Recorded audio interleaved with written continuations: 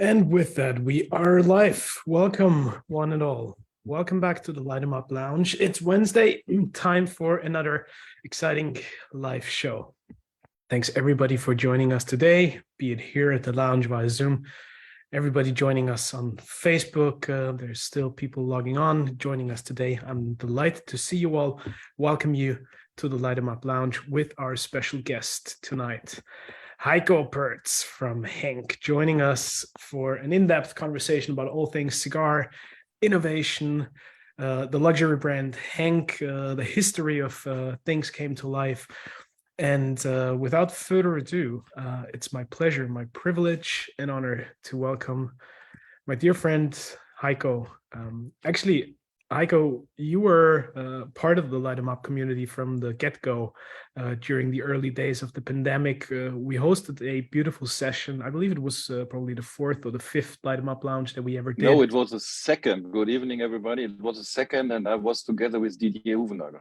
Yes, indeed. Well, right after Fred Vandermadier, who was our first guest. You're right. It was the second show. Well, long overdue to have you back, and it's been a long time in the making. So I'm very, very happy and excited to have you join us again to this time talk purely about HENK, talk about all your inspiring innovation that you're bringing to the cigar world and to the world of luxury accessories. And we're going to deep dive into all of that. But before we start, to everybody joining us and watching, please, if you have any questions, make yourselves heard. Put your questions underneath the live stream over on Facebook. If you're joining there, I'm always checking the live stream so I can forward your questions to Heiko. And for everybody here at the lounge, you know the deal.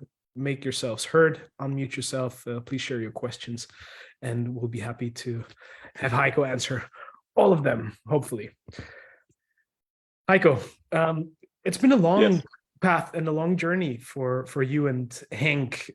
We see one of your beautiful creations just behind you, the lasered cigar, glimming and puffing away there.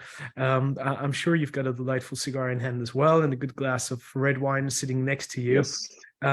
Talk us through the early days of HENK, please, and give us a little bit of the background story of how HENK came to be, how you got involved with it, and how this whole thing evolved from an accessory company producing some of the most expensive, most incredibly sought after pieces of luxury luggage, if I understand correctly, to now being a full-blown accessory and cigar brand.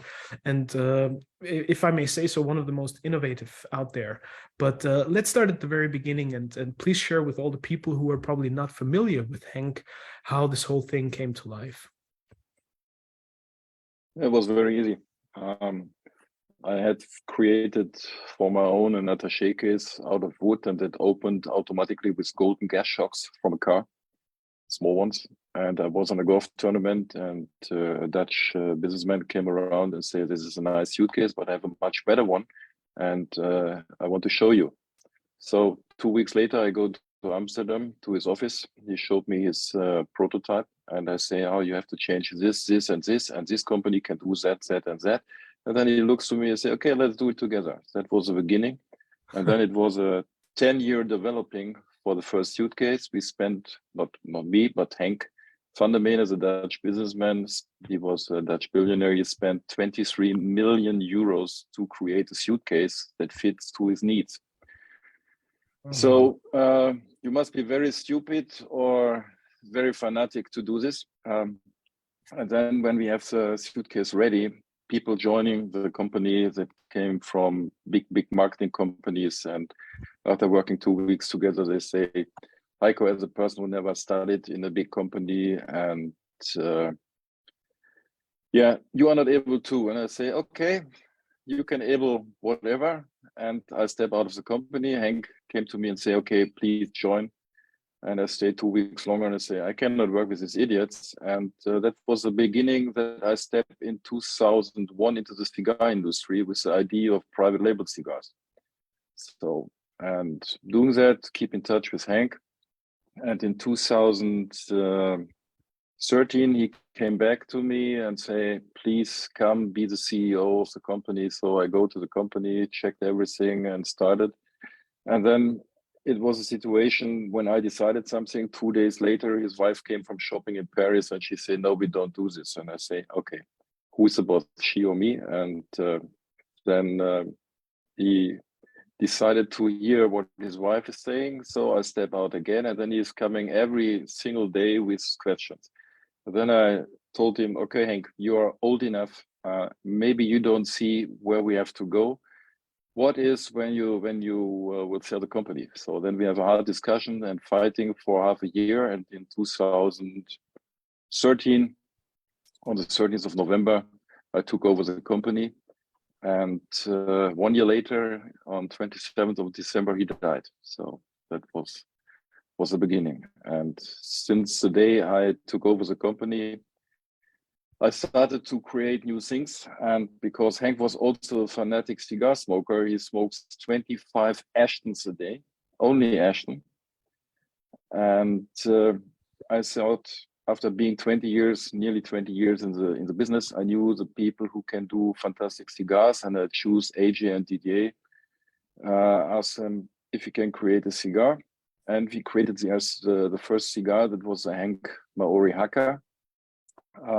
Stupid name, by the way. Not stupid, but for people who are not familiar with the story. The story was when we blended 2 years. Really 2 years. So I get sample after sample and we change. And 2 years later, we thought, okay, this is a cigar. And then I decided to go to Singapore where Didier lives. And we wanted to go to a private island, Nicaraguan island in Indonesia, to smoke finally the cigar. And it was a Halloween night in 2015.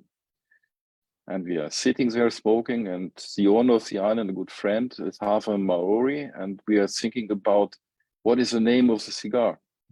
And I thought Henk Robusto is so stupid. And then we drank a lot this night. So I took the cigar in the full moon night and hold it to the sky, and our Maori friend stand nearby, and it had the same color, the cigar and his skin. So I thought, oh, this is nice. So this could be the Henk Maori. Oh, that's a nice name. And then we are talking about the traditional tattoos and everything. And he took off his T-shirt and showing his traditional tattoos and the meaning of the tattoos. And then I remember the tattoo is something like lasering. So, and I was the first who lasered cigars in Europe.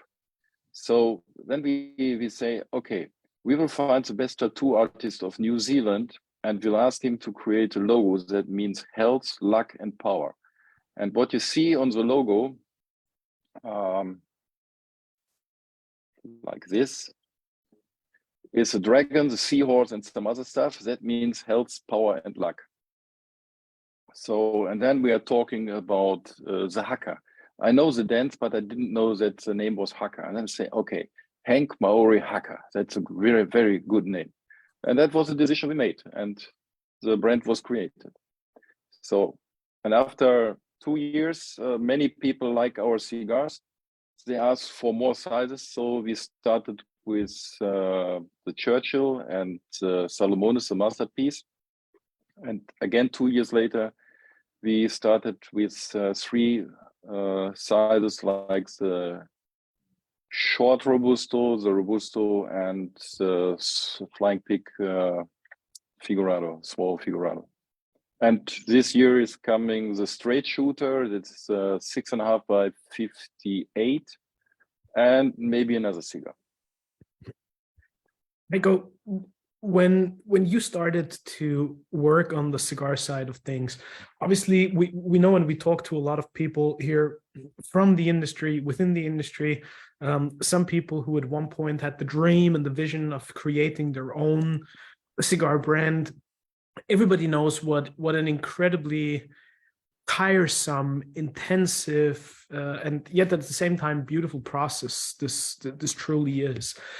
What were the first steps that you made and the first encounters that you had with premium cigars, and at what point did the realization occur that this is not just something you wanted to enjoy as a hobby and as a pastime treat, but truly venture into it as part of your business with Henk as well?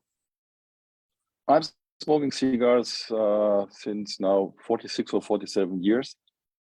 Started in the age of 16, so everybody can count. I'm now 61. And you see smoke beef live longer.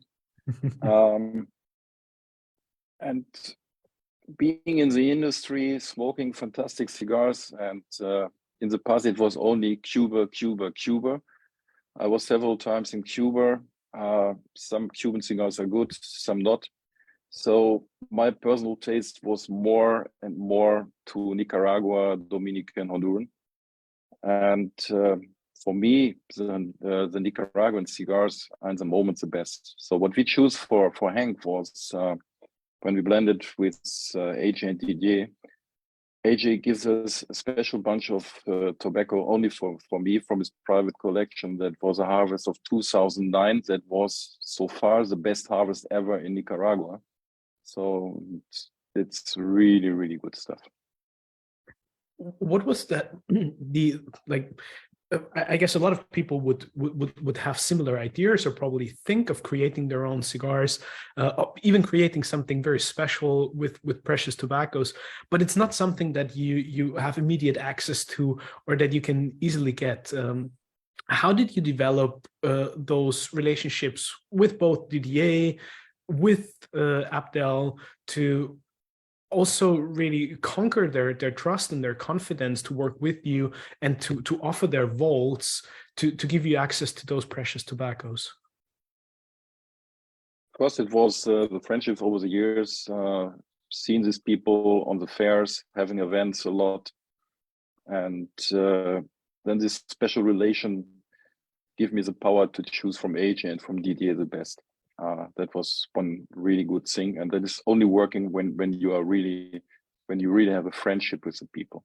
Mm-hmm. So when you see nowadays we have a bunch of boutique cigars coming out, everybody says we created a cigar, and when you really look through, look where they come from, doesn't mean that it's bad or whatever. So people choosing, for example, Plasencia. They say we want to have our own cigar. They say, okay, you need minimum order of 100 boxes. So you choose the size, you create the brand, the box, and they ship it and the sticker band, and then everybody's telling a story. It's similar to the watch industry when you look to clockworks. So you can buy watches from whatever 1,000 euros to 15,000 euros, and they have the same clockwork inside. Mm-hmm. And in the tastings, you find all the same cigar, different story, marketing counts, so all the influencers, whatever, telling you a story. And then you see really the same cigars. And in the tasting, a €4 cigar is bad, and the same cigar that has a better marketing and is sold for €12, they get highest results. It's unbelievable. And hello Reinhard, by the way, I saw you. As a member of the tasting panel of Cigar Journal, we taste a lot of cigars, and there are a lot of cigars, but there is a lot of cigars you better don't smoke. But I think it's changing now. We get better and better ones. And what I found out is the cigar names got crazy. Would you say that being involved with the industry and looking behind the scenes has somehow taken away a bit of that mysticism or some of the romance around cigars that you possibly had as a consumer, but then once you pull back the curtains, it's a whole different animal, and you look at things with a different eye, with a different perspective? What you see is now it's not the romance that we have in the past. What we see is now, look to the Cubans, they increase the price like hell. It's all Chinese. They have no doubt of cigars. It's something to put in the humidor and will sell it for double or triple amount within a few months. So a real cigar aficionado is tasting every cigar that you can get. and remembering the good one and also remembering the bad ones. So I smoke usually up to 10 cigars a day. So I think I have, with 46 years experience in smoking, I know a little bit. And I know the industry more than 20 years. So earlier you mentioned some of these very particular tobaccos that you're using for your Henk cigars. In particular, the one crop from Abdel, which you said is probably the most special crop that they ever had in Nicaragua. What about the steady supply of those raw materials for future blends, for future releases? What are some of the materials that you're now working with, and how can you make sure that you always have the consistency of the same aroma and taste profile throughout your cigars, given that we all in the industry work with a product from Mother Nature that changes from year to year? We had tobacco for 50,000 cigars. So far, 50% is gone. So we have always, when we make new sizes, we make small batches, because I think quality cannot made in quantity. So regularly, we are talking about limited editions of 5,000 pieces, maximum 10,000 over time. We keep them, hold them for a while. You can smoke it from the beginning, but we found out that the typical pepperness that Nicaraguan cigars had, and that also the Henk cigars in the beginning had, is so fantastic. Now it's smoother and smoother, and we get very good ratings. And but you have to test the cigar. The best cigar is always a cigar you like. So there is no best cigar. It's not like what is the most beautiful woman in the world. So it's your taste. What you like is the best. Yeah, that's an excellent point. And what I'm curious though is, since you mentioned you continuously work with that special tobacco, how has that developed over the time? And do you constantly see an evolution of the blends that you made in the beginning? Do you tweak the blends every now and then to give the cigars a little bit more oomph, even though the tobacco, whilst it ages, smooths out a little bit and becomes more mellow? Hopefully you can see it. You see this cellophane? Absolutely. It was white when it came into the box. This is a Ladonia from 2018, and it's turned in totally dark yellow. So the process of aging is wonderful. When we decided to make the cigar, EJ says, and AJ also, you need fortaleza, you need power to age the cigars. And when I hear people saying that they love strong Cuban cigars that are aged 10 years and more, what are we talking? We are talking about mild cigars. So, and personally, I think there are now no strong Cuban cigars anymore. So they're medium body. So, and when you store them 10 years, they're even more medium. So, but it's personal taste. If you like it, buy it, smoke it, enjoy it. Very true. Would you say that you still gravitate towards a particular taste profile, or that you have a preference for a particular style of cigars? Or is that constantly changing and very much depending on the mood that you're in, or which time of the day you're enjoying the cigars? It's a mood thing. So I start in the morning after breakfast, sometimes before, when I have to drive somewhere in Germany and have to wake up early. So before breakfast, I have a cigar. But I know every day what I want to start with and what is the last cigar. So, and the size is, I'm not only smoking Henk, I smoke all other cigars as well. And I remember back so 4 or 5 years ago, the big ring gauges are very, very much common, and this is changing. Personally, because it's also a time issue, smaller cigars, thinner cigars. Sometimes I feel that a Corona size has much more flavor than the big cigars. So it's much more joy. But I have no favorite. Okay, one. It's the first cigar I ever made myself. So the double Robusto Oaxaca. And 10,000 you are coming this year. Heiko, we see all these beautiful pictures and animations behind you in the background. What does the current portfolio of HENK look like? What are the projects that you focus on particularly? How do you spread your time between all these different fields of innovation? You still have those attaches and various other accessories in the luxury luggage and travel segment. You do an awful lot with 3D printing for the various cigar accessories. Your cigar portfolio is growing on a continuous basis. Give us a little bit of an overview of what HENK as a brand comprises. So basically, we make luggage, leather luggage and carbon fiber luggage. We have a bunch of patents on this. We're coming this year, finally, after 7.5 years of developing, with a suitcase that is the first suitcase ever that is creating its own power. That means you put your laptop, your iPad, and your phone inside, walk over the airport 30 minutes, and for example, your iPhone is charged, while all the others running to the tables looking for a socket and charging.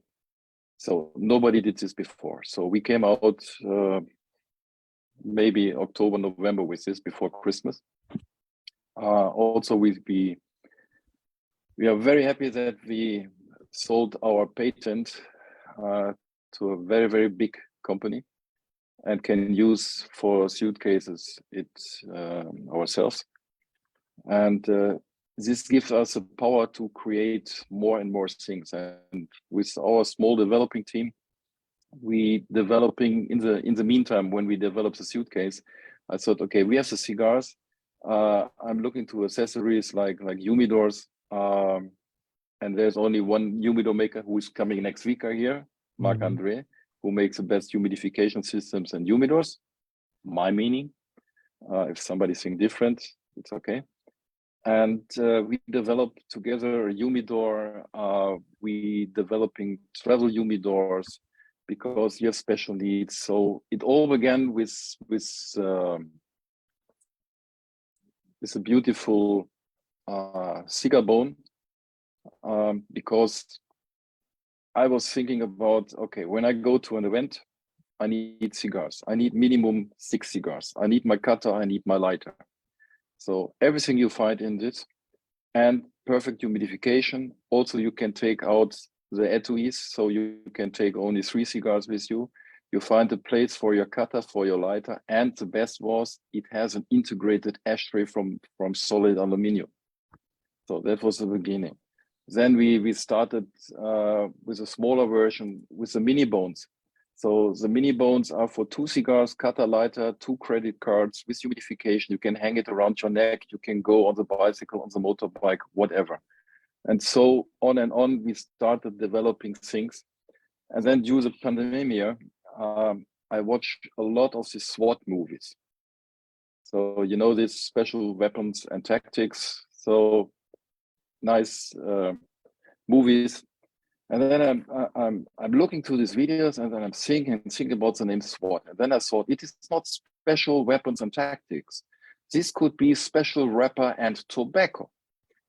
So, and immediately I called my lawyer and asked him, "Can you check if this name SWAT is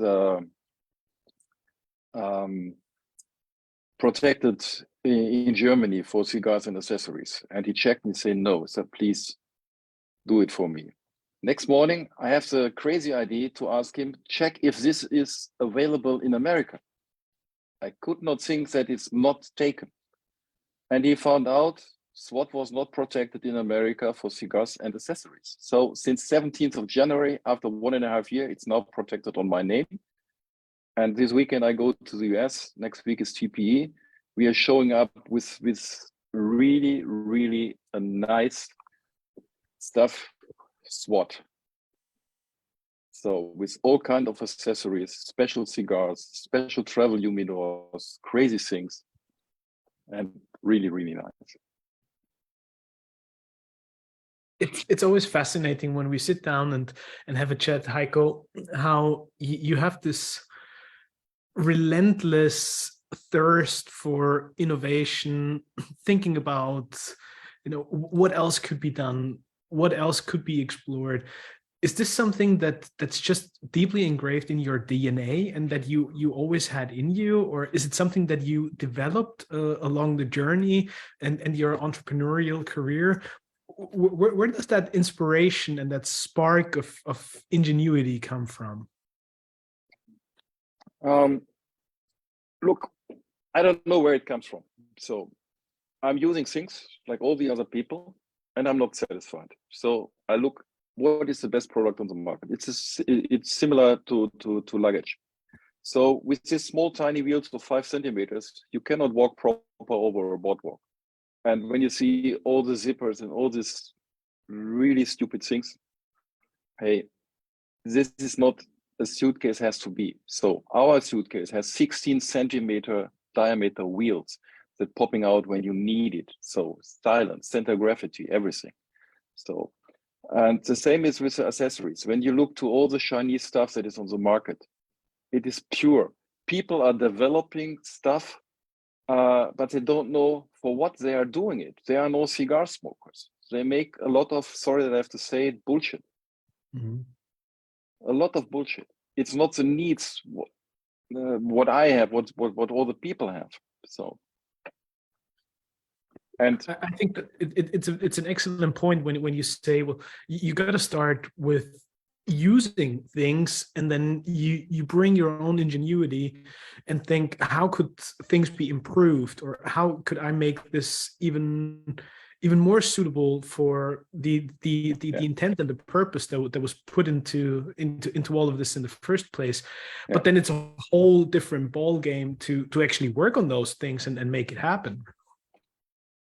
That is something to make it happen. Research and development means blood, sweat, tears, and money and time. So what you see in the background, the movie, that was we created a special travel humidor for a bag. So it contains from 7 to 14 cigars. But the problem is you always have to take out normally a humidor to take out the cigars. What you see now is the cigar lift. It's so easy. You can keep it in your pocket. You lift up the cigars, take it out and smoke. When you see it, you think, hey, that is so easy. But you have to find the ID to come up. So we're sitting with a developing team and we make jokes about things. For example, we sit together and we are talking about a birthday gift for a friend. This friend is a golfer, is single, he loves women and cigars and golf. And hopefully no woman there, he loves big tits. So, and I say to my team, okay, let's create a golf tee that hold a cigar and it's looking like tits. And the outcome was this. You see it? The TT cigar holder. So funny, and everybody was laughing. And then I show these things to people and they want to have it. It's now a bestseller as a gadget for 40th birthday, 50th birthday, whatever. So the people love this stuff. Also, we created this with normal golf balls, for the Super Bowl. I have 1 year. We created it like this. So we basketballs, they ask for billiard balls, footballs, everything. And that was so crazy. So the people love the stuff. Also, like people smoke our cigars to the very end. And they ask me, I burned my finger. How could I solve this problem? And I look to the market, all these kind of needles. You cannot travel nowadays on airplanes. And I created the C-pick on the back. It is 4 centimeters diameter. You can hold it on your key ring. You drop it out, smoke the cigar. It's fine. This product we made in 8 hours. So it's completely 3D printed, simple mechanism, 3 magnets, and it's working. So easy. 3D So printing. we have a problem, we find a solution, and we do it. Do you usually have the end consumer in mind when you're developing things, or is it also just you know, I know there's plenty of ideas that keep you up at night, and when something new hits you, then you work on it relentlessly until you find that perfect solution. But that's also something that we discuss in the context of cigars with a lot of the master blenders and the manufacturers here. Which group do you fall into or gravitate more towards? Do you create something, and this is true for the cigars as well, where you focus on, this is what I want to do, this is what I want to create, and then you work towards it? Or do you rather look at which kind of demand do you see in the market, and then you try to fill that void and bring something that people might be looking for? So when we look into the luggage, we focus on the people who are traveling. So when I look to the accessories, I look to myself, what kind of gadget I like to have. So, and I have really every day I have 10, 20 ideas, write them down, and then from time to time I think, oh, it's time for a new thing. So with my team, we are able to create every week a new product. And a lot of stuff is 3D printed. That is really, really a fascinating technology. You can create things without tools really in hours.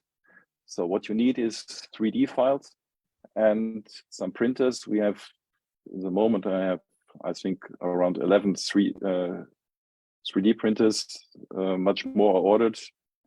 So it's really nice to do. When did you actually start to work with that technology? And I mean, 3D printing has evolved tremendously over the past couple of years as well, right? And you've been part of that whole process. How do you look at the evolution of that technique and what can be done with it in the future even?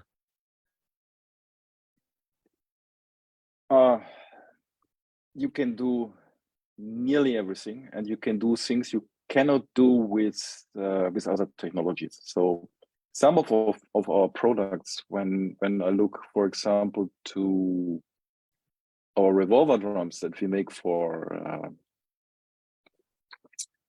SWAT, let me check if I have this here.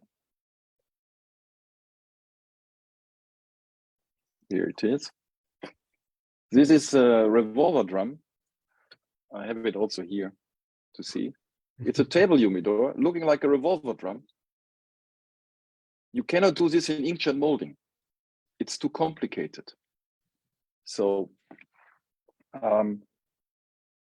it's really fantastic. And the technology is every 3 months in an evolution. So the printers be bigger and bigger. We ordered one printer that is able to print 1.70 meters height and much faster than the smaller ones.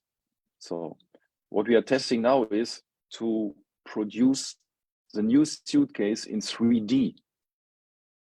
So that means that the problem in the industry or generally is that people producing products, and they have to produce thousands and 100,000 of this, and then they cannot sell it, and the price go down, and there's a sale.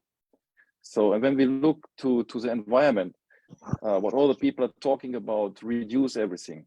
We only can make whatever we need, and we can adapt it with the 3D technology. So you came and say, I need a special suitcase size. So we can make without tools a suitcase that has the size you need. Wow.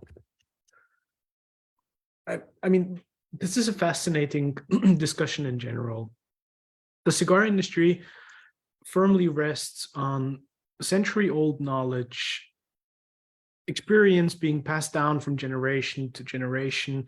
And in all honesty, and with all due respect, few things change in the industry, and there's hardly any innovation that truly managed to become adopted by a wide range of people.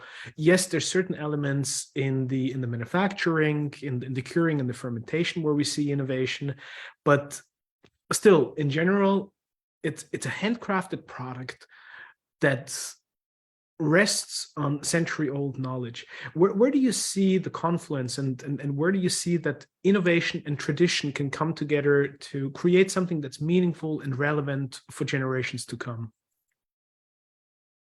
So, for example, when you look to the surface of 3D printers, mostly it is something that is looking cheap. So you can create wonderful technology items, and then handcrafted, you put the leather on it and add other stuff. So really old handcrafting stuff, and that is a nice combination.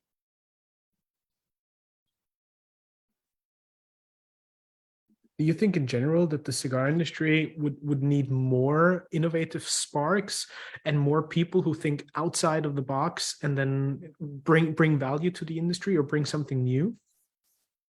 Yeah, for example, when we have, for example, in Honduras, I hear we have a lot of problems with wood. So they have no wood to make boxes. And what we are doing is when we created our new boxes in 2020, 3D printed boxes from a material that is biodegradable 100%. So you can throw it in the garden and nothing will happen. And it's cheap to make, and it's good for the environment. So this, for example, you can use for this. What other elements of the industry you think are long overdue for a little bit of a rehaul, or where do you see potential and room for innovation in this industry? I think there's a lot of innovation in the industry anyhow. So the real artists are the tobacco blenders and the farmers who create this wonderful tobacco. It's the product of nature. So what we have to do is we have to fight for our rights. What is started with cigar rights of America, cigar rights of Europe, and so on. We have to really fight. I cannot believe that you can smoke weed without any problems, and you cannot, or you are not allowed to smoke a cigar. It's nearly the same. So we have to fight for our rights. So when you look to Singapore, they have now a law starting up that no person that was born up from 2009 can ever legally buy and smoke a cigar or a tobacco product in Singapore. That is nonsense. So I know what I want to have. So then they don't have to allow alcohol and sugar and all this other stuff. I accept that you are not smoking in a car when kids are inside. I can accept that in public buildings you cannot smoke, but all the rest, forget it. In Canada, so far I know, there are regions where you cannot smoke in your own garden. Where are we living? Heiko, one of the things that I greatly appreciate about you and that I really treasure is you speak from the heart. You're a straight shooter. You're honest and upfront about things. The topic of overregulation and the issues that we see, some of which you mentioned, all around the world, it's a very challenging position that we're all in, and I believe probably some end consumers and people who enjoy cigars have not fully understood yet what this could mean to all of us. Why do you still think that it's so hard to get people involved, to sign up people for all these cigar right platforms? Why is it so challenging to make critical steps forward to improve the situation? I really don't know, but I think when we look, it's a political thing. It's really a political thing. It's pure nonsense, and we have a legal product. We pay a lot of taxes, and they say, no, you cannot smoke. So when it's an acid, stop it, like all the other things.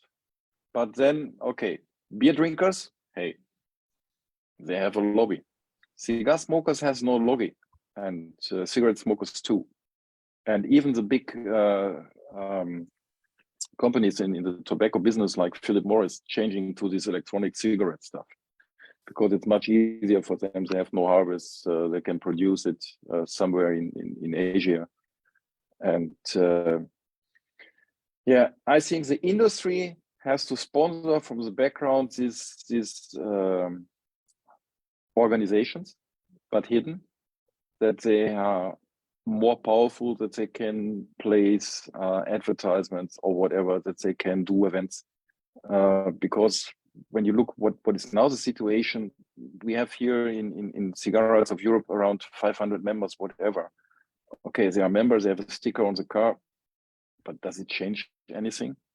I know so many politicians from some events. They came into the lounge smoking cigars for free, enjoying it, and in the same moment after they left, they go into giving a speech and they say, "No, we have to forbid smoking and everything." Yeah, I find no words for this. So. Yeah, indeed, as we said, it's a very challenging situation, and I think what's most important is that we try to make people aware of what's actually happening and try to get them involved. One other aspect, and going slightly off topic here and away from the regulatory aspects, lots of things have changed in the industry, and in particular recently, during the pandemic, we saw an incredibly strong uptrend in terms of the demand. There was all the supply issues, obviously creating certain shortages in the market. But it looks like the industry overall is in a very good place. More and more people are enjoying premium cigars. We probably see an evolution similar to other industries where people enjoy less but better and focus on quality. And we certainly see a gap widening where you either play on the very top in the super luxury, the uber luxury segment, or you go into the budget space where it's all about the price, and you're just trying to outbid the other guy by being less expensive. You obviously always chose to play in the highest echelon, in the upper echelon of things, in the luxury sphere, and very successfully so. How do you see the evolution of that segment, though, and some of the dynamics that you see in the market?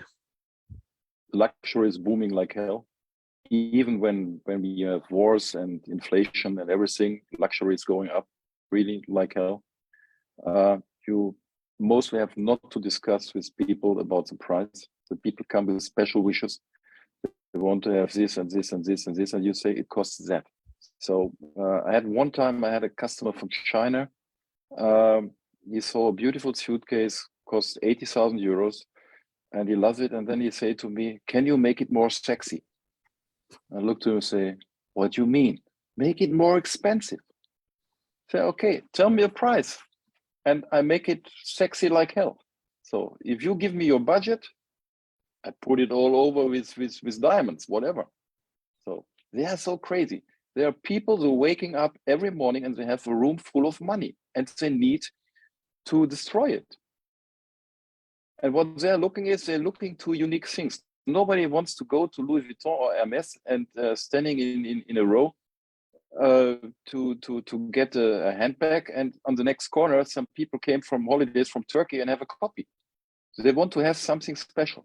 And in over 30 years, I only met one person with a HENK suitcase on an airport because his private airplane was broken and he has to fly with a standard airline. So, and he's coming directly to me. "Oh, you have a HENK?" I say, "Yes, I have a HENK." "Where you bought it?" I say, "I'm the owner of the company. I invented it." So that's crazy. In 30 years, only one. Mm-hmm. So that was in the beginning. We ask ourselves, we like to make 20,000 suitcases for 2,000 or 2,000 for 20,000. So we decided to make less for more. Mm-hmm. And as more expensive the goods are, as it's easier to sell. It's crazy. Do you believe that this is a trend that will become stronger and stronger and more present in premium cigars in general? I mean, we've seen the start of it with more and more companies venturing into the $15 to $20, $20 and above echelon. More and more brands now even starting with rather expensive cigar offerings. Just last week, we had the gentleman from Don Doroteo joining us, and we spoke about those exact things. And there were even people criticizing how could you start out a new cigar brand and the first offering in your portfolio is north of $20, right? How do you see that unfold on the mid to long term perspective for the entire cigar industry? What we see is, thanks to the Cuban, by increasing the prices, the acceptance of higher prices, it's now not a big thing. So when I start with HENK cigars, and the first cigar was 36 euros, I'm a nobody coming with this huge price that is in the league of Davidoff and Fuente and whatever. So when I look now, hey, I'm a cheap cigar, but I don't change the price. So in the cigar industry, it's whatever you want to do. When I see a Behike is now in Germany 255 euros, or all over the world 255 euros for a cigar. The Cubans are making the cheapest cigar in the world. The government don't pay or pay only a minimum to the rollers. 255 euros for a cigar. Hey, it's bullshit. So you start a cigar and you say, okay, I make a nice box. I make a story about, okay, you have rare tobacco, whatever. And then you come out with a price, what you think this it is. People accept or not. You are selling or you're selling not. So, but the price over 100 euros, it's far away from normal. It's really bullshit. Do you think that there's a certain sweet spot where up to a certain point, you can still differentiate the cigars by the raw materials that are being used, the intrinsic quality that goes into the product, and then after that, it all becomes marketing, the storytelling, and the perceived luxury, quote unquote, yeah, purely because of what you write about it. So looking to our masterpiece, the Salomones. So when we made this, I told, as all the other cigars, Salomones is really the most complex thing you can roll. So only the two best rollers of AJ made 25 cigars a day. You have to pay extra. We have to make extra boxes because the cigar has a fancy tail. We need extra long cellophane sleeves. You pay extra. So then all the boxes we made are made in Germany. So the special editions in the travel humidors are made by Marc-André. So with a perfect humidification system inside, handcrafted in Germany. All our products are made in Germany, not the cigars, but all the rest. So, and therefore you have to pay higher prices. So, and then when I read some reviews about the cigars, wonderful cigar, everything, excellent tobacco, wonderful flavor, but the price is bullshit. So I have really no idea. It's the same like Louis Vuitton. When they take over Rimowa or they take over Birkenstock, after 2 years, they change nothing, but they double the price and the people accepted this. I don't know why. They change really nothing, only the price. So, and a cigar, it's a quality of the tobacco. It's how you made it, especially when you make small limited editions. You buy the best you can have. You take care about all the processes, the boxes and everything. So this count all together, and that gives a price. It is not that I want to have a cheap cigar and sell it for the highest price. That is not what I want. I'm looking for something that I want to have. I want to have a certain cigar. So I describe to agent Didier really what I want to have. The size, the color of the wrapper. That, for example, that the Salomones, you light up the tip and you can smoke directly. And the cigar is up the first centimeter, coming up to the highest level. There are no ups and downs. Full flavor, fantastic. And not when I see reviews, the cigar is starting a little bit low in the beginning, then it is wonderful, and then it's going down, and then it's going up. That is not what I ask for when I pay a lot of money for a cigar. And you can do this when you create it like this. So like Fuente is producing with Opus X permanently a high quality. And why? Jose, you know why. Because they keep the fingers on every process. They store tobacco for a long time. So, and that is what you need for a good cigar, not marketing, no cigar influencer shit. It's a good point that you're bringing up. When we talk about cigar media, online media in particular, that all has dramatically changed the landscape and the industry in general. What do you think about the perception that some people have about the industry, about the ins and outs, about reviews and ratings, and how do you feel that cigar media truly impact people's understanding and perception of the industry and certain cigar brands in particular? Can you repeat it? Like, how do you feel that cigar media, on the one hand, have impacted the industry positively, brought more awareness or more opportunities to learn and understand better what's happening behind the scenes? And at the same time, how do you feel that cigar media still managed to move the needle or change people's perception of certain cigars and the choices that they ultimately make when standing in the walk-in humidor of their favorite retailer? Yes, the cigar journals in the world doing a lot for this, but you have to look to the different markets. So like Europe is different from America. So when I see Cigar Aficionado, yeah, it's the biggest one. But when you look inside, you find cars, watches, golf events, whatever, and not really what you are looking for, but it's famous. So when you're looking to Cigar Journal, where the focus is really purely on cigar, you don't find a watch, you don't find a car, and all these things. And with their tasting panel, they really like to give the people information about what is on the market, what are they doing. And when we're looking now to the opportunities we have with electronic media, like you have your cigar journal or any journal on your iPad, on your telephone, and you can connect it with apps. So when you are coming into a new town, and immediately your phone pops up and say, there's a cigar shop, there's a lounge that is open. That gives so much opportunities for us and for the industry. So you can make tasting videos, unpacking videos of cigar boxes and everything. So it's nice.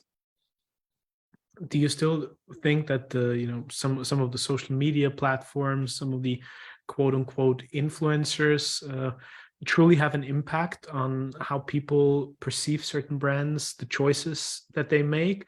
Or does it all come down to like personal connections, personal recommendations, then the people you trust, the few magazines that you mentioned, the retailers ultimately? It is real life meetings with people, smoking together with these people that gives you information. That is really the biggest thing. When I look to all the social media platforms, the Facebook groups and whatever, they're playing maybe worldwide, not more than 500 to 1,000 people posting. It's how you say it in English? It's a blase. It's a blow up. You're in a bubble. It's a bubble. So, and that is not real. Also, all the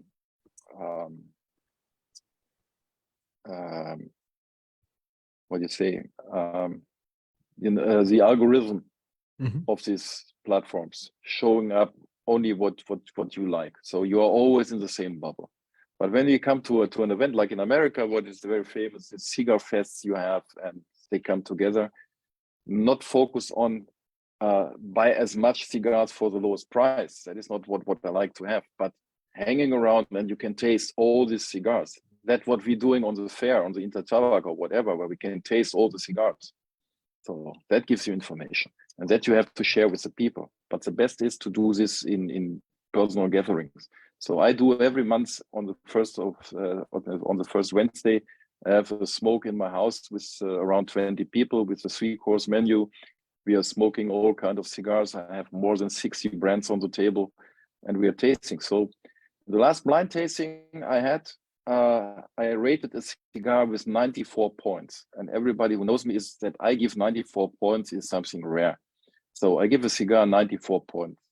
And then I get back the information what cigar I smoked. It was a Rocky Patel, and it was a ALR limited edition 2 Toro, whatever. And I say, okay, I buy a box and we'll try it again. So I smoke it again, and it was really a good cigar. It was worth 94 points.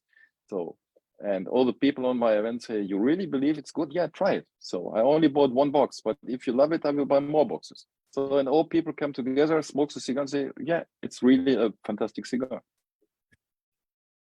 So that is how the things are going on. Yeah. And you have an absolutely valid point there. The blind tasting is ultimately what strips away all the bias and all the preconceived notions, and how, you know, the ring, the name, the band, the box might influence your perception. You smoke on Opus X, and there's a damage on the wrapper. But it's an Opus X. You can smoke. You give it, because it's an Opus X, you give 5 points more. If you're smoking blind, it's something totally different. Totally different. Excellent point. Brian, I'm curious to hear some of your thoughts. First of all, I don't know if the lawnmowers are around again. It's good to see you, my friend, and I'm glad to have you join us. Welcome. Thank you. Yeah, not yet. They're not here yet. It's good timing. They've been arriving a little later. So, although I think someone needs to take a lawnmower to my hair today. Sorry, I wasn't going to ask any questions. Reinhard wanted to bring me in because he knows I ask all the best questions. So I have a couple actually. I'm curious. First, in terms of accessories, do you feel like they are there to make things easier and more efficient, or more, which is kind of what I believe, are they a part of the overall experience in terms of the enjoyment of the process of sitting down with a cigar? Maybe it's both. What do you think? It is both. So if you make excellent accessories, it's fine. They help you, make it easier, whatever. So, but when I see, for example, I was on a cigar event and somebody has a new cutter from, what was it? Cigar Colibri, the round one. I don't know what it is. And I tried to open it. And it took me 10 minutes to open this. And then I say, what a bullshit. So they developed it 2 years and I cannot open this within 10 minutes. What is this? It's too tiny, you cannot really hold in your hand. So we are working on something new that is coming up hopefully this year. We have some problems with supply chains, but that will be nice. That solves a lot of problems. And I love things that are not working to make them really functional. Because when you need it, you need something that is working. Right, exactly. Which it kind of actually connects to my next question, I think. In terms of luxury and defining what that means, do you think that's also something that just is luxury to make life easier, like in every way? So I don't have to carry my bag. It's easier to roll it. That's a bad example. Or is it also luxury is about how a product makes you feel? So like Michael Herglas was talking to me about this on a call one time, and he said it's not even necessarily about something being expensive. It's about the money you spend and the time maybe that you spent earning the money and the time you're going to spend with that product determines its value to you personally. So do you think luxury is about the cost and maybe about everyone seeing that and it's impressing them because it's so expensive?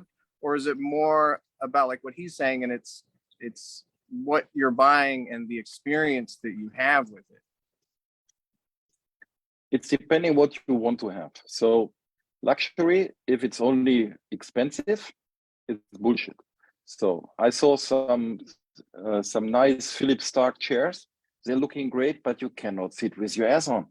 So I want to sit on a chair. I don't want to buy them only to watch them. So luxury means when you have money, you can create things. And when I really met a lot of really wealthy people, and I think 90% have things in their house, on their yachts you don't need. It's only pure to show I have money. And some, they have taste. They're asking a carpenter to make special furniture with hidden functions and whatever. That costs a lot of money because it's made only for you. And that is nice to have. So luxury is, for me, mostly to have time with the people I love, is to be healthy. And if I have money enough, I have more than 90% less problems that I learn. And if you cannot handle the other 10%, you are a stupid idiot. Cool. That's easy. Yeah, for sure. And my father told me, if you buy cheap, you buy twice. And that's true. That's a good point. That's a good point. Although I like functionality. I'm sure it was very inexpensive. I have a little cigar holder that's just designed to hook onto a beer bottle, and it hooks on there, and you put your cigar on it. I'm sure it was cheap. You know, it's plastic, but it works. It was a gift, and so I love it. So in my mind, I'm giving it value, even though it doesn't cost much. We'll see how long it lasts. So I think, yeah, things can be both in this. You know, I give you a nice example. So let's find names. I sit together with Pablo on a cigar event in Antwerp, and they create this nice bracelet with a puncher. And we discuss about this thing. And I'm really direct, Reini knows it. And I say, you know, this is a French product. You make it wrong. Why? So very easy. First, why you don't put a magnet? So you always have to screw the thread to take it off. So with a magnet, you just take it off. It's nice. So you punch a cigar, and they sell this thing with a SIM card fork that you can pull out then the tobacco. If you put a little spring inside that costs you 50 cents, you can easily take out all the tobacco rest and you have a perfect product. So it is just 50 cents more to have a perfect product. So that's the difference. The product is nice, the product is selling fantastic, but you can make it better. And that is what I told him. If I would invent something like this, I would do the changes. Maybe they come up next year with some changes. I don't know. But it makes no sense because I have not this needle with me. I cannot pull out the tobacco. Hey, I'm not satisfied with the product then. But it's a great product. But you can make it better. And we are always working with, if some people have products from us that they say, we are not satisfied, can you change this and this? We look to it, and if we can change it, we do it. Right.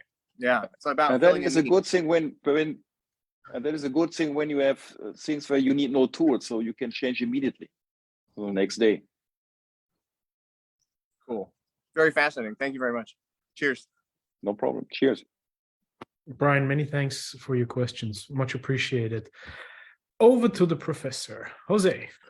Quietly sitting there in the background. You know, I had something. I told him that I would call him up in 10 or 15 minutes because I couldn't miss hearing Heiko, even though Heiko and I were on a chat that Andre's on. I think you're on, some people here on, and I see all this stuff from Heiko. And I go, I can't imagine how his mind worked. And we spent a lot, when he comes to Macedonia, we have a mutual friend, Vasco, and we spent a lot of time with him. And I smoked some of cigars of his that I absolutely love. But the mind of Heiko, the way it works, I don't know what he eats, if it's the wine, if it's the water, if it's Claritza, I don't know what it is, because his mind is going like this and this and that. And Andre then all day is researching. So they look like father and son, even though they're not related, because the mind of the two of them are working on that. But I do have to say that I've known Heiko a little bit over 2 years now. We've become pretty good friends. I admire his passion, his dedication, his creativity, but more than anything else, his sincerity. It's true, he shoots from the hip. He's very straight shooter. Sometimes I think too straight, but that's the way it is. But I respect him for that, because I'd rather have a straight shooter and not all these wannabes and all these bullshitters that they are out there, that I don't want to read about them anymore. I don't want to hear about them anymore, because we got too many problems for hearing people just adding stupidity to an industry that what needs is really honesty, dedication, hard work, creativity, and people that really want to protect the industry. So my dear friend Heiko, I get the news faster on our chat than I do from all the media put together. And of course, Andre helps a lot. I want to wish you the best. I know you're going to TPE. I'm going to Dominican again for 2 weeks, but I know when you come back, you'll probably be back here. So keep up the great work, and you take care, my friend. And you get on the TPE, you get a nice gift from Intertabak, a nice small humidor that's made by HENK. So Those I get anyway when you come here to free, so that's not going to make me change 15 days with Carlito. yes. Good Hope luck. to see you next month in Macedonia. No, definitely. Have a great one. So, Heiko, there's another gentleman who, sorry, I didn't mean to cut you off. Who? No. There's a gentleman who wants to me? say hello, and I'm sure he has prepared his very JW. best. JW, Hello. good to see you, my friend. Thanks for chiming in. Good to see you guys. Good to see you guys. So for the ones of us who have been sold and believe in the religion, I want to hear about growth strategy, distribution, anything for fans of the cigars already, where you're looking to expand, what we might be able to see this year. Do you have any thoughts? The US is coming. So I focus this year on the US. So last year is because of all the change with the war here. There's a lot of business in Dubai. Dubai is really in the moment the fast growing luxury market in the world. We are very successful there, but we're coming now to the US. So that's the reason why I come to the US, to talk to some people. We will have the cigars in the US. But it will be not all over the US. There will be only one sales point. They can ship it wherever you want to go. And we're coming with the SWAT stuff, the new stuff. And if you like, I can show you 2 things that is really, really nice. So this is looking like a magazine for a weapon, and it is very nice. It can offer you a cigar or 2. So, and there's no spring inside. So it's fully 3D printed and so easy to give you cigars. And one thing, there's a world premiere. Reini and some other know it because I shared in my private group. I created, hopefully you can see it, I created this. This is not a camcorder or whatever it is. Hope you can see it. Oh, let me switch off the background, so then it's really easy. Okay. What should this be? Some ideas?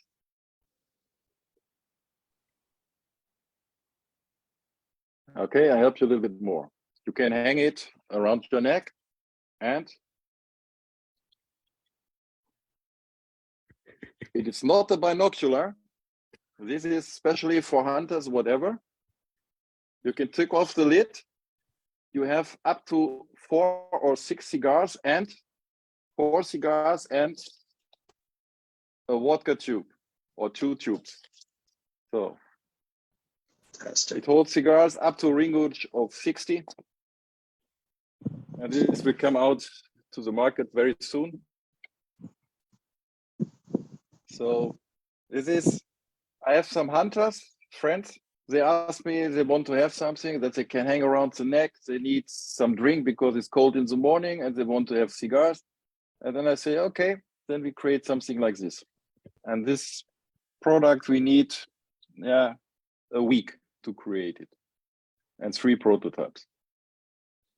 So it's very easy and very functional. It's great. Thank you. See you on Saturday. You got it. Yes, 1 drink or 2. It's always 1 drink with JW. No more than that. Yeah, Thanks I for think it's jumping more. on. It's more. He's asked me, what about 500 drinks? And then a full week, I need to rest after that.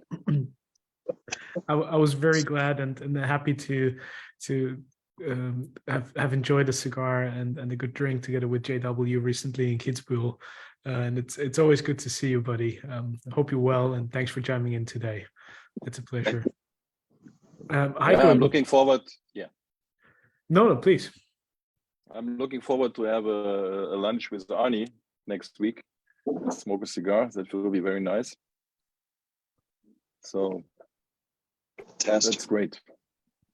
Perfect. Well, Heiko, also thank you very much for that little world premiere that you just shared with us and introducing some of the new products.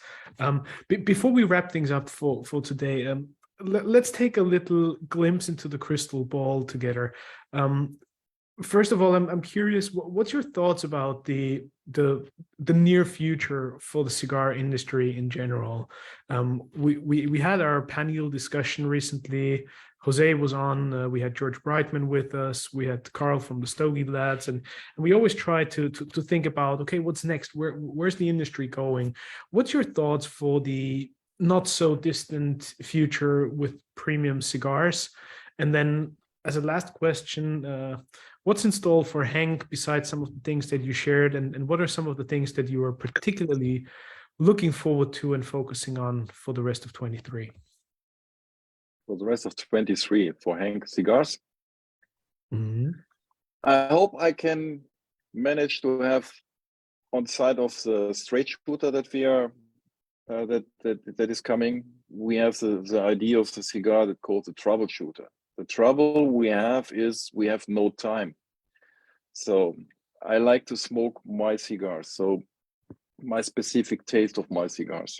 And then I have only 10 minutes, 15 minutes time to smoke. And I don't want to stop my cigar and put it in the ashtray. So my idea was, and I discussed this with Abdel and with Didier, to create a cigar that is maybe a Gran Corona, and that has 2 closed ends with a pigtail. And when you have no time and you are in trouble, you cut it wherever you want and smoke this little piece for 5 minutes, 10 minutes, 15 minutes, and then you have the other rest for the evening. So that was a troubleshooter.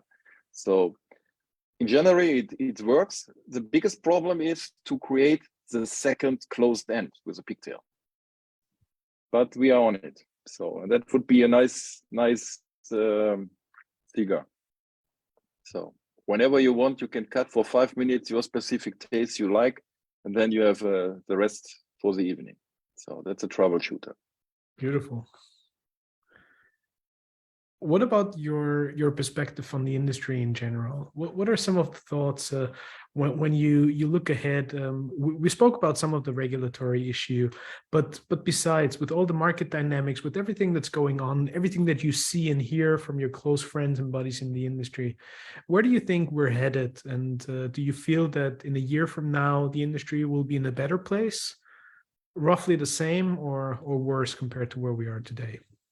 I think cigar business will growing, but what we will see in 2024 with track and trace is that really a lot of the boutique cigars will disappear from the market.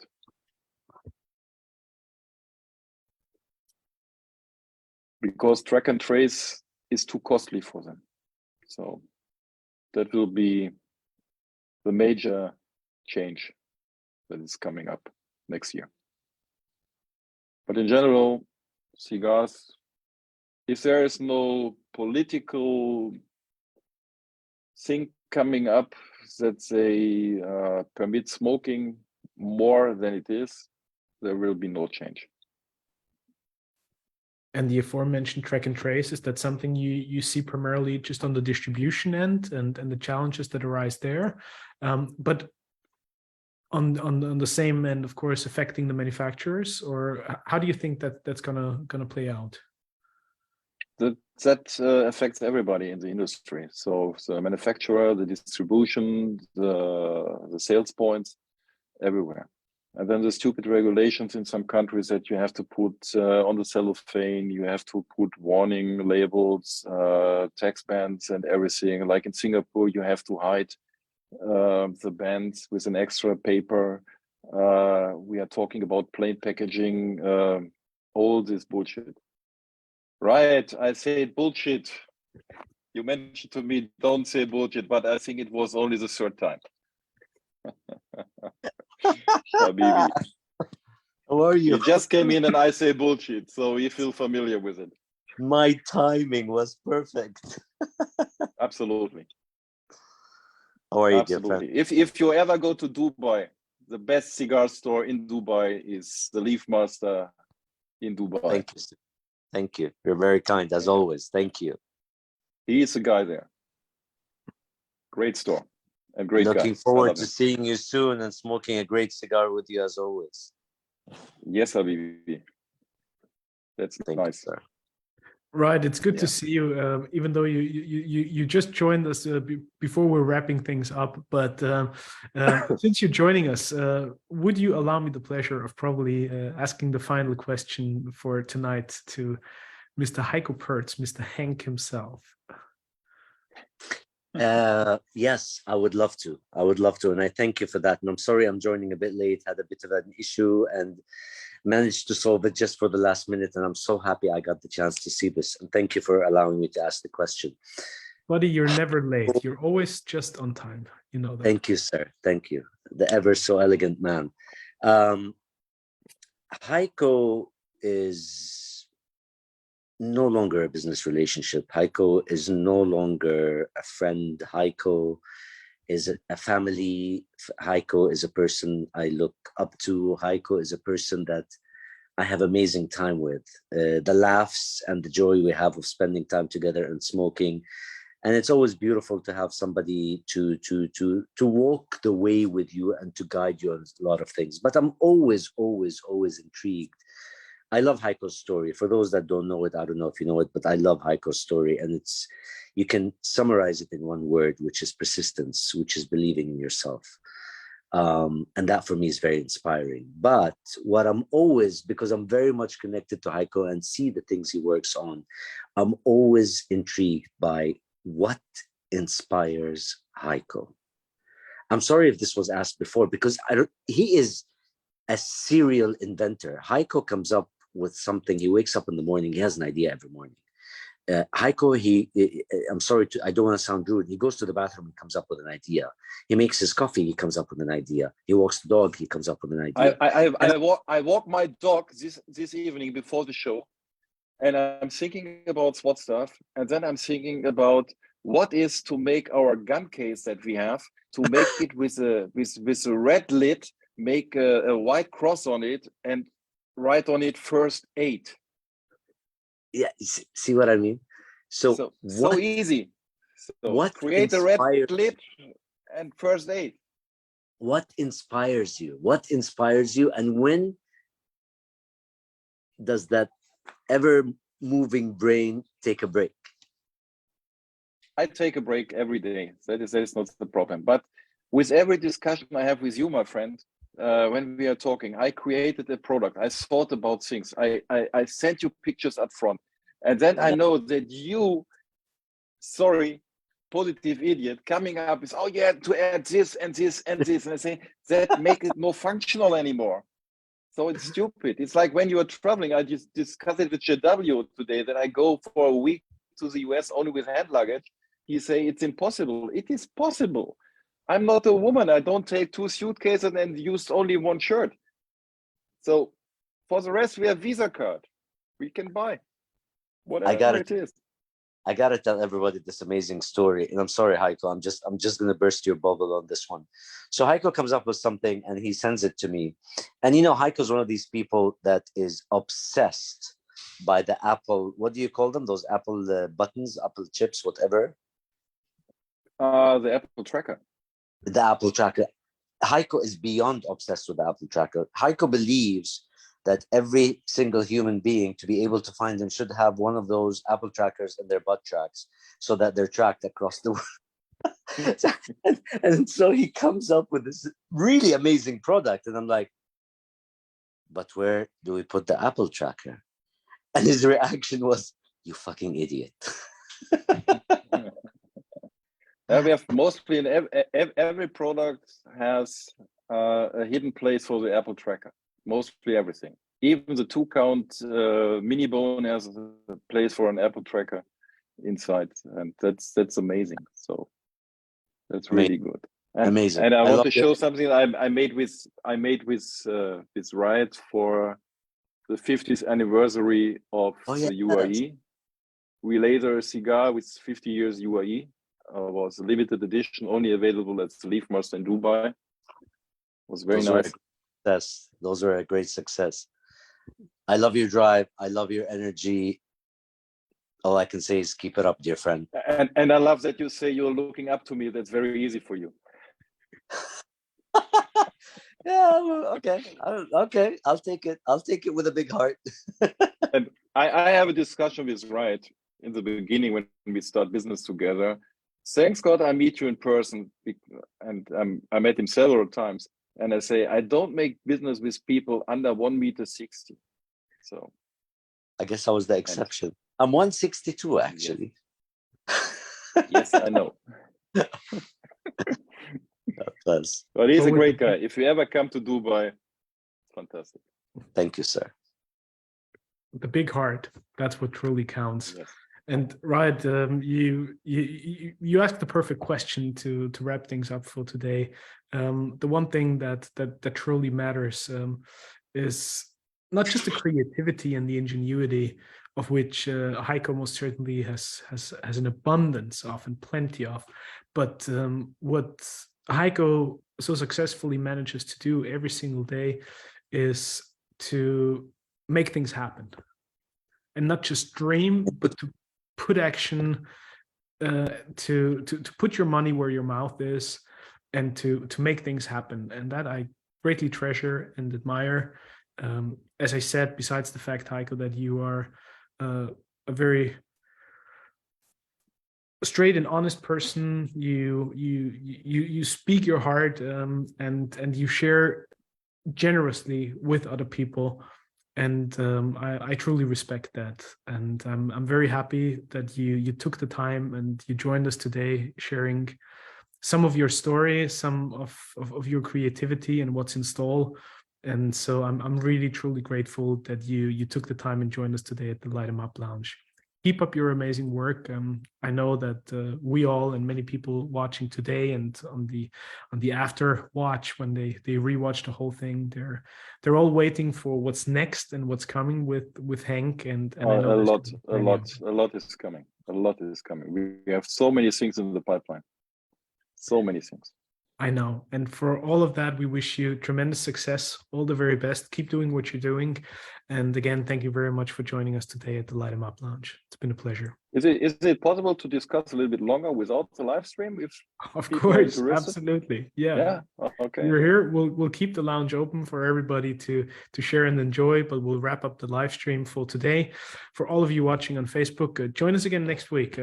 Heiko gave it away in the with Marc Andre. It's very important. You learn a lot about humidity. Marc is my best friend. We talk every day, minimum an hour, and I think he was in his former life a dry out cigar. So he knows everything about humidity. And we'll have him on next week, and I look forward to that. Light 'em up, everybody. We have a new website, or we gave a little facelift to our website. We have a new blog post on there from Macy Hansen. So check it out and join us again next week. Thanks for today, and take care, everybody. Good night. Light 'em up. Good night.